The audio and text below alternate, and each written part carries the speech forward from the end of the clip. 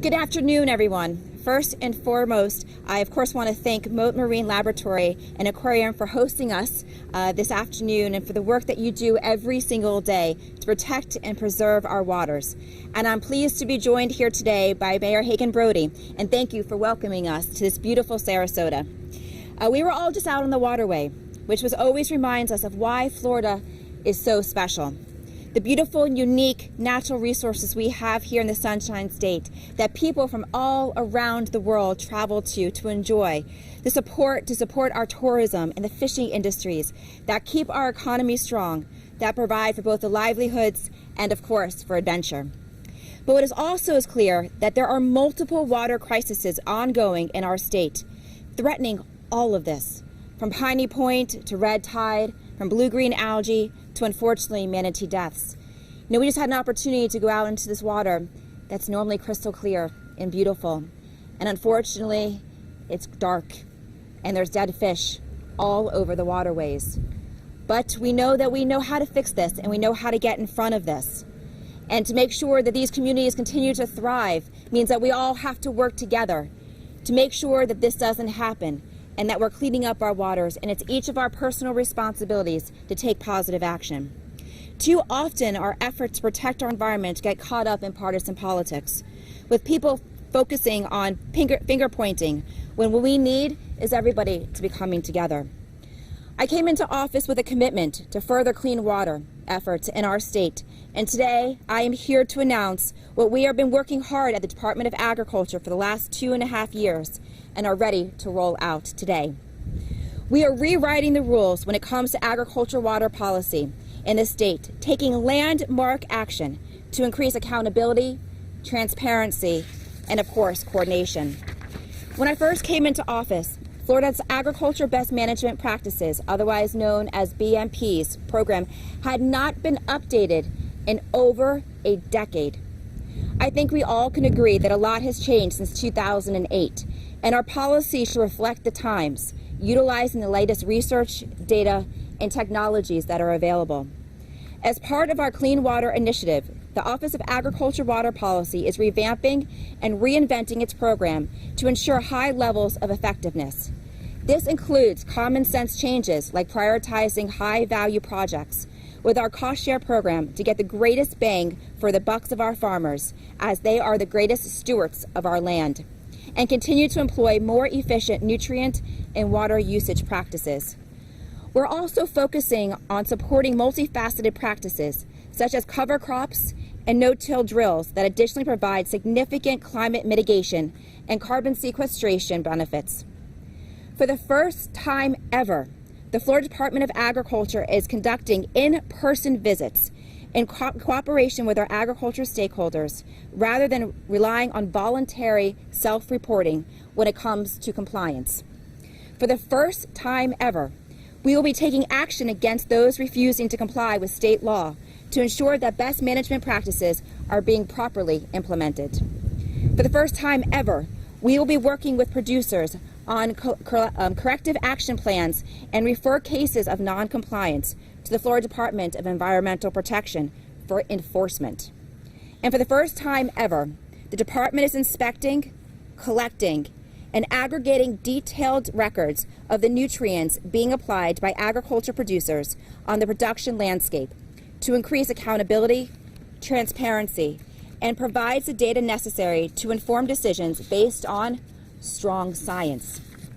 Through our Clean Water Initiative, we are also increasing the transparency of the state's agriculture water programs, while also increasing the coordination with the public, stakeholders, and agriculture industry and our agency partners. This is being done through enhanced education and training outreach, with our department providing online and in-person resources to make our agriculture water programs more accessible. Because of truly impact change, we know it takes collaboration among all of our stakeholders, from individuals to our research partners like Mote and UF-IFAS, to local governments and our coordinating agencies like the Florida Department of Environmental Protection.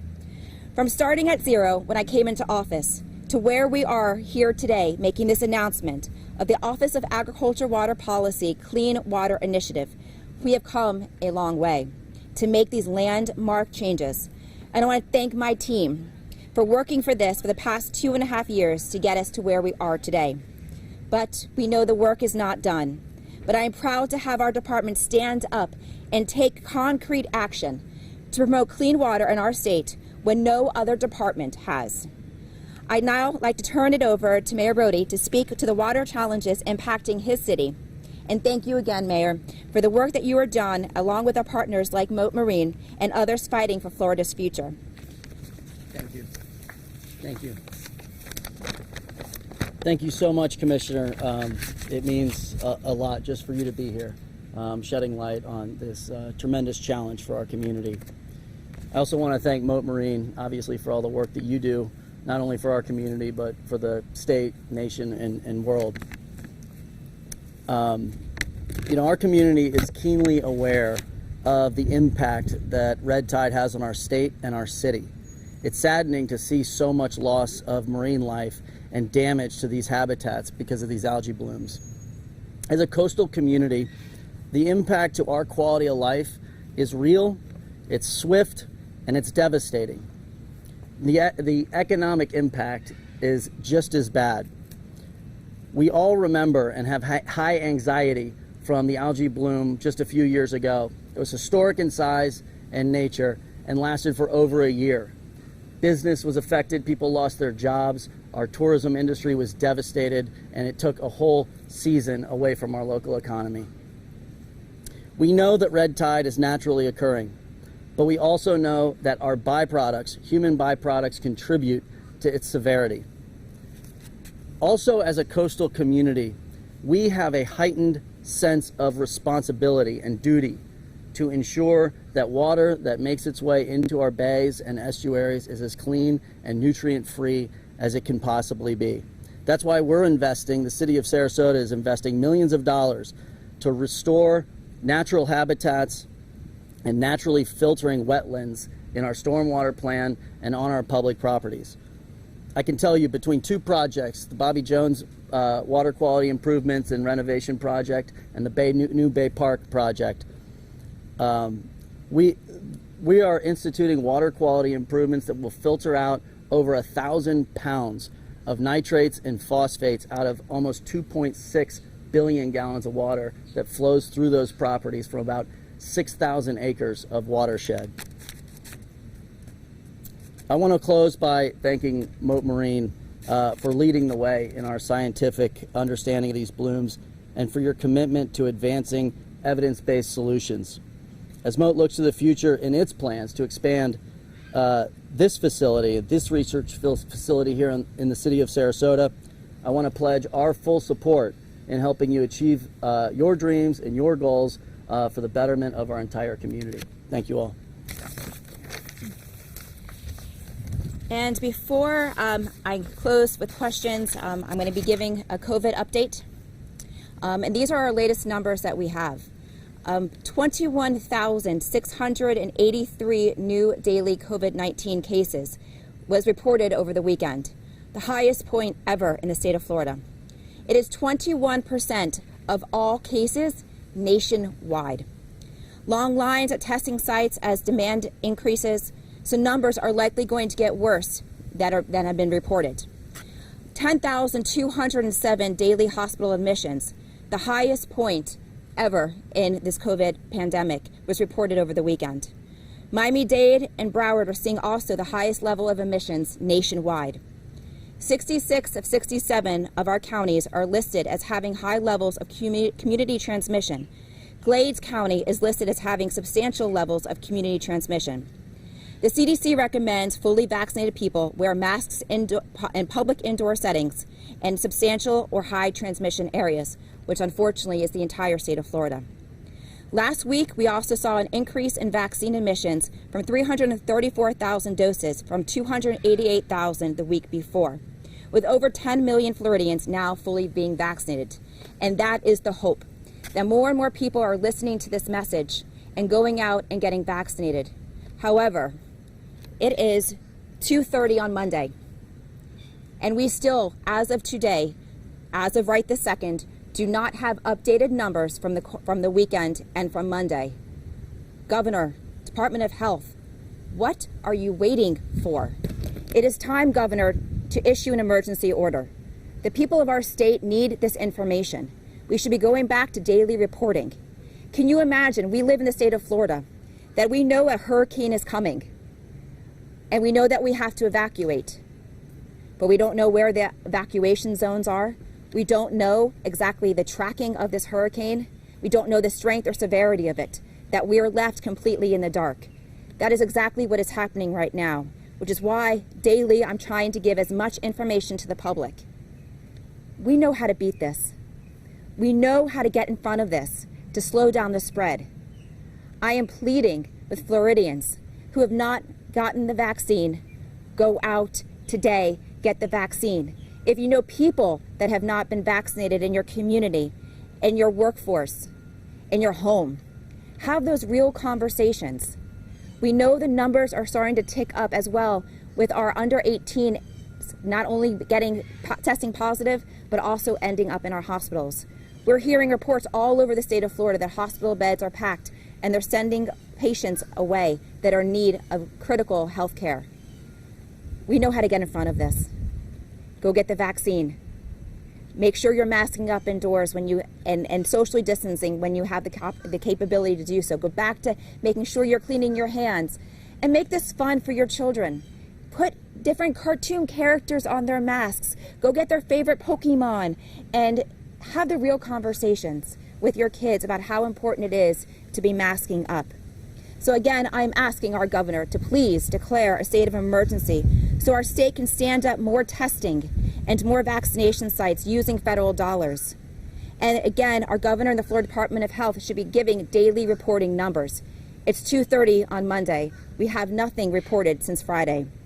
And the governor should be doing what I'm doing, promoting vaccines, going across our state, having these real conversations with our communities, that their numbers are through the roof, especially in our rural communities. Not tying the hands of our local governments and our local school boards, who are just trying to do right by their people. We know that we got in front of COVID last year and were able to slow down the spread because our local governments and our local businesses stepped up to the plate to protect the citizens of our state. I'm asking our local governments and our local businesses to do the same again today. And I know that so many of our corporate partners across the state have been stepping up, asking for masks to be placed when you're walking into their facilities. So again, I applaud our local governments, our school boards, and our corporations who are stepping up. Get vaccinated today. There are no lines for vaccinations. They're readily accessible. Talk to your doctor. Make sure that you know exactly where to get the vaccine and go get it done. This is going to save our lives, it can save our healthcare system, and it's going to ultimately save our economy. At this point, we'll take questions. Commissioner, where do you get your numbers from? Are you allowed to get Florida state numbers, or do you get them from where everybody else gets them? We get them from the CDC. So we are in constant communication with the CDC as well as the White House's task force, COVID-19 task force. But we also know that all of those numbers come from the Department of Health. And so that is where we're having to rely on that information. It's from the CDC. And so until which time the Department of Health releases their numbers to the CDC, we don't have ours. Congressman, on water quality, Congressman Bruce Buchanan had a roundtable this morning. He was asked if he believes there need to be more regulations. He said no, we just need to really enforce the current ones. That's also a DEP official said something along the same lines. What do you say to that? Well, obviously, yes and no. It's a mixed bag. So this is why we're doing what we're doing. That last year, a new piece of legislation was passed with new authority into the Department of Agriculture, and so we are taking that authority. That's why we're implementing new rules, including making sure that we are going out into on-site visits, making sure that we are collecting the data and being able to turn it over. And a big showing of why I say yes and no is prior to me being in office, the way that the program always works is that Department of Agriculture updates our best management protocols, which is then authorized by DEP. We then spend the time enrolling and enlisting our agricultural partners into the program. When they are not complying, we then send them over to DEP for enforcement. So DEP has got the enforcement leg of all of this. Prior to me, can we guess how many were sent over to DEP? 0. Since taking office, 6,600.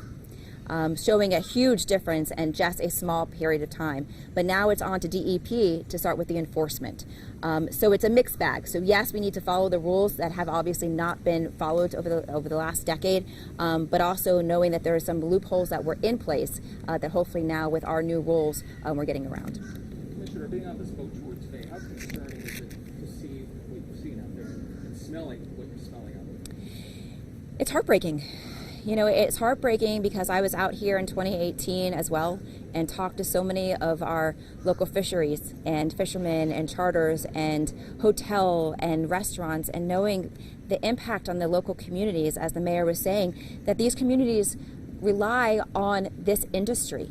And if we aren't doing everything possible to protect this industry, it's not only the beautiful waterway that we all living in Florida love to come to, but the people that come here and the different businesses. So being on the water today, we didn't smell it too much, but right now you're starting to see some of the fish starting to decay and dying in there. And obviously as you go a little bit north, you see a lot more of the impact. And unfortunately, we know that that's coming south. And so we've got to get in front of this. And so hopefully, you know, people are heeding caution and we're taking affirmative steps. I've also called on the governor to have an emergency order put in place here as well, so that it's not just utilizing our local resources for the cleanup efforts, but we're using all of our state resources, our state scientists to combat this and make sure there's not such a burden on our local governments and communities as they're going through this red tide. Mr. Mayor, are you and the county getting enough money from the state to help mitigate and clean up your issues down here? You know, we could always use more help. Obviously, we're starting to see the number of dying fish starting to gather in our canals, and I'm nervous about it. I don't want to see those clumps of fish start to decay and further fuel red tide. That's one of the concerns that not only we have, but our community has as well. We're going to be taking a look at, over the next couple of days, some ways to step up our cleaning efforts, not just for our shoreline and beaches, but also looking at our waterways to do so as well. But any help, obviously, we can get from the state and our county on that is very much appreciated. And I wanted to mention one thing about the water quality issue you said. Right now, the federal government is looking at an infrastructure bill. It is critically important that infrastructure bill has money for local governments to help replace aging water infrastructure and wastewater infrastructure. That's one of our most expensive but also most necessary projects that we are continually trying to upgrade. And it's tough as a local government official to balance the need to make those improvements with the cost of living increases that you see, putting all of those improvements on the backs of our ratepayers. Commissioner, during that roundtable earlier today with Congressman Buchanan, you mentioned that this is a bipartisan issue, red tide, that Democrats and Republicans are working together on this. Would you agree with that, or do you think that this is a political issue? Our water should never be a political issue. We all live here. We all drink water. We all go onto the waterways. This can't be a political issue. We've got to always be working together. And so we will continue to do so. And certainly that's something that has been a big part of my administration, is working together, because it's not just one thing that's causing the red tide. Unfortunately, we know that a big part of this red tide and the timing of this and the location of it is because of Piney Point. And so it's got to be a bipartisan, and everybody needs to take their partisan hats away and do what's right for the people and for our environment. What would you say, in regards to red tide, in regards to water quality at the state level, is not being done right now that should be happening right now? Resources, not only for testing like here at Moat and UF and IFAS and new different types of research, ideas about, we know what's causing some of the red tide, how to get in front of it. We know that it's naturally caused, but we also know that humans are exacerbating the situation. And so what are those things that we could be doing on the front end? How do we clean it up when it's here? All those things water projects that need to be done on the land, including agriculture doing its part, which is why we're here today to step up our part in fixing this problem, because if we don't take collective efforts today, and we can't keep putting Band-Aids on it. We were talking earlier that we have a tendency here in the state to, okay, we see a red tide, let's quickly fix it this time around, or we had Piney Point, let's clog the hole right now, and not talk about the holistic problem that's happening. What's happening with the rest of the stacks that's across our state? How are we working on preventing more stacks from even coming online?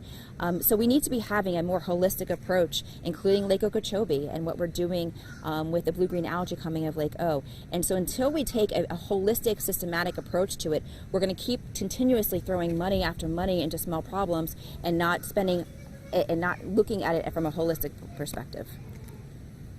You talked about the 6,600 complaints, was it, that you forwarded on to FDEP?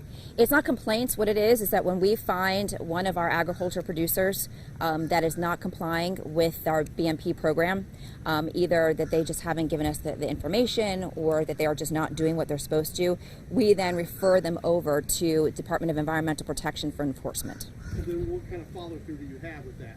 Is that it? You walk away? No. We continuously communicate with DEP, seeing where they are. Unfortunately, we have not seen as much action as I would hope. We haven't, so this is something also to put pressure on DEP to do their part in all of this, because this is a partnership. We enroll, we go out and validate, and then we send it over to DEP for enforcement. But if the enforcement arm of this program doesn't work or is not utilizing its strength, then the program doesn't have any, has no teeth to it and has no effectiveness. So we need our partners like the DEP to actually step up, do their part, and show enforcement. And how do you make them do that? You all. It's the public. It's the public outcries and demanding action from DEP. I only have so much power inside the Department of Agriculture to this issue, but it is up to the people. It's up to our communities, our small business owners who are being closed down or seeing their business decline because of red tide. It's our fishermen who are out in the waterways every single day, seeing dead fish and seeing dead manatees, and showing consolidated support for enforcement. And so it is up to the people of our state to step up and demand action. All right. Thanks, everyone. Thank you.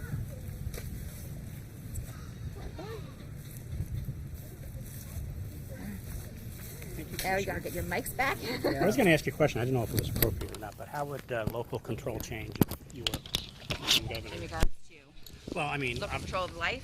control of life. I mean, obviously the COVID situation, the governor taking a very, hard hand. I'm a home rule.